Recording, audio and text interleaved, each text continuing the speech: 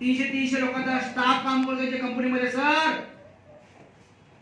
English talking करणारे manager यांच्या कंपनीमध्ये आहेत. याला इंग्लिश बोलता येत नाही ताई. याला जर विचारलं ना सर एवढा मोठा कारभार उभा केला कारण काय, सगळ्यांनी सांगितलं मी 90% लोकांचं म्हणून ऐकले सर. काही कारण नाही, याला एकच कारण आहे फक्त सर परिस्थिती आमची बेकार होती सर. परिस्थिती एवढी बेकार होती ना, दिवस आम्ही आमच्या लाईफ मध्ये एवढे हालाकीचे काढलेत ना सर.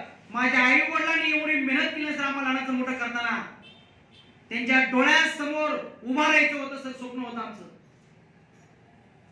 शिक्षण नसलेले लोक सर ते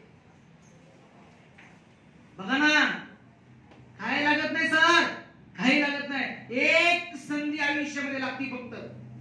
मग ज्याच्यामध्ये ही आग आहे ना, त्याच्या डोळ्यासमोर हा पास आहे ना, त्याच्या डोळ्यासमोर आई वडिलांनी केलेली मेहनत आहे ना साहेब, त्याला फक्त आयुष्यातले 5-6 वर्ष एक राईट ट्रॅक मिळला पाहिजे.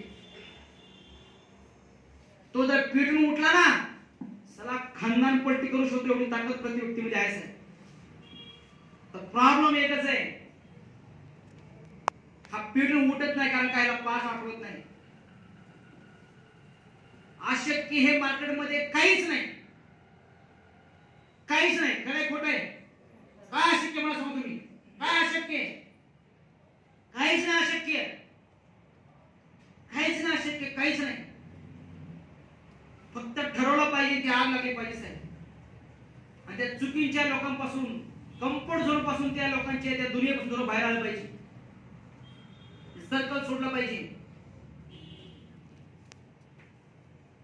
सगळं होऊ शकतं लाईफ मध्ये. पण आज हे मोठे मोठे लोक बनलेत ना, याला कारण फक्त परिस्थितीच आहे. आणि मला वाटतं की आपल्या सगळ्यांची परिस्थिती जवळजवळ आपण सगळे मध्यमवर्गीय सगळे खरे खोटेच आहेत. आवाज नाही आला बघा. सगळे मिडल क्लास ना, काम केलं तर घर चालते. आपली परिस्थिती आहे असे आहे का मला सांगा. त्या घरी बसून कोण खाते का? आजोबांनी माझ्या वडिलांनी 7 पिढ्याचं बनवून ठेवलं असं कोण आहे का ते मला सांगा. आहे का सर? मेहनत केल्यावर घर सोडल्यावर पैसे येतात ना आपल्याला. आपण सगळे एकदम मिडल क्लास ना सर, बरोबर ना? काय सांग, का सांग मला सांगा. का अहो तुम्ही राहता कुठल्या दुनियेमध्ये जिथं टेक्नॉलॉजीने जन्म घेतलाय, जिथं टेक्नॉलॉजीने जन्म घेतलाय, जिथं लोक लाईफस्टाईलची जीवन जगतात. तुमच्या डोळ्यासमोर आज ही टेक्नॉलॉजी उभा आहे आणि तुम्ही इन्कम न 15-20 वर्ष बॅकलाय अजून. हा बॅकलाय तुम्ही लोक. मला माझी विनंती आहे सर, तुमच्यामध्ये खूप मोठी क्वालिटी आहे. धंदा नवीन आहे, कुठलाही व्यवसाय असू द्या, जो आज व्यक्ती सक्सेस झालाय ना त्याच्यासाठी सुरुवातीला तो व्यवसाय नवीन असतो. बरोबर आहे ना? बरोबर आहे. हा नवीन असतो. तुम्ही सुरुवातीला भाकरी बनवायला घेतल्या, चपात्या बनवायला घेतल्या, सुरुवातीला नवीनच होते ना. आज हा मग परफेक्ट आहे. वाटतं कुठलाही व्यवसाय, कुठलीही जबाबदारी सुरुवातीला ही नवीनच असते. बरोबर आहे का नाही? हा व्यवसाय तुमच्यासाठी आज नवीनच आहे, जो माझ्यासाठी नवीन होता, जो मार्केटच्या लोकांसाठी नवीन होता साहेब. त्यांनाही त्यातलं माहित नव्हतं, पण त्यांना का करायचं हे मात्र माहित होतं.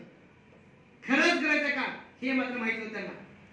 त्याला कसं करायचं ते माहित होतं, पण का करायचं माहित होतं. जसं मला माहित होतं.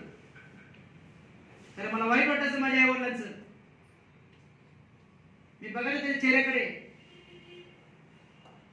पण ते बिचारे मोठे शोमध्ये घरी यायचे, तरी कधी त्यांच्या चेहऱ्यावर बार नाही वाजवले, तरी त्यांचा सुकलेला चेहरा कधी पोरांना दाखवत आहे.